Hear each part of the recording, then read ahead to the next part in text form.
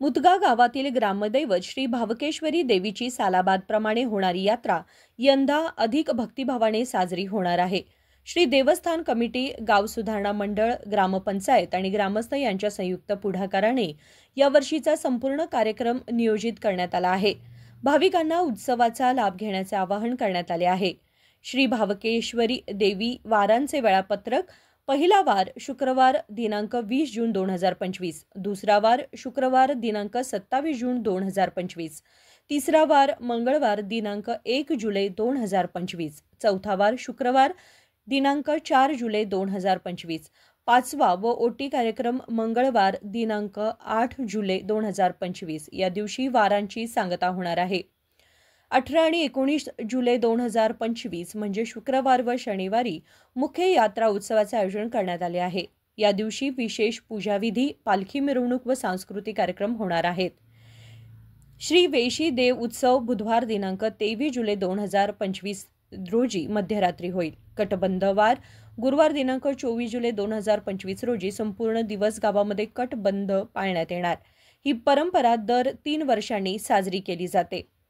सर्व भाविकांनी, गावकरी बांधवांनी व बाहेरगावच्या भक्तांनी या पवित्र यात्रेमध्ये सहभागी व्हावे आणि पारंपरिक उत्सवात आपली आस्था दर्शवावी, असे ग्रामस्थांनी आवाहन केले आहे।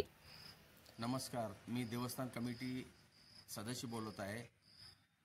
मुदगा गावची ग्रामदैवत श्री भावकेश्वरी यात्रा 2025 चा तपशील खालीप्रमाणे आहे। प्रथम वार, पहिला वार हा शुक्रवार दिनांक 20 जून पासून आहे। दुसरा वार 27 जून रोजी आहे। तिसरा वार 1 जुलै दिवशी आहे। चौथा वार 4 जुलै दिवशी आहे आणि पाचवा शेवटचा वार हा मंगळवार दिनांक 8 जुलै रोजी वारांची सांगता होते।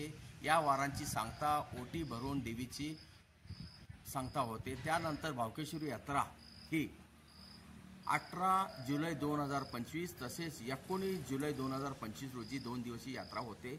या यात्रेसाठी देवस्थान कमिटी, गाव सुधारणा मंडळ, ग्रामपंचायत, गावातील विविध संघ संस्था, युवक मंडळे व ग्रामस्थ यांच्या सर्वांच्या उपस्थितीत ही यात्रा होते आणि तसेच ही यात्रा झाल्यानंतर 3 वर्षातून एकदा मुदगे गावामध्ये कटबंध वार पाळण्यात येतोय आणि हा कटबंध वार हा 23 जुलै 2025 तसेच 24 जुलै 2025 या दिवशी 24 जुलै 2025 दिवशी संपूर्ण गाव हा कटबंध वार पाळला जातो आणि 23 जुलै दिवशी रात्री आम्ही हा पूजा विधी वगैरे आम्ही संपूर्ण संपवतो।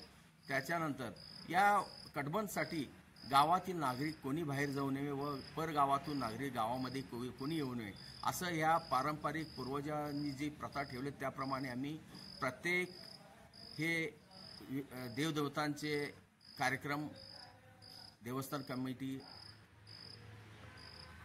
करत असतो। धन्यवाद। Bureau report, KMM Marathi, Belgaum.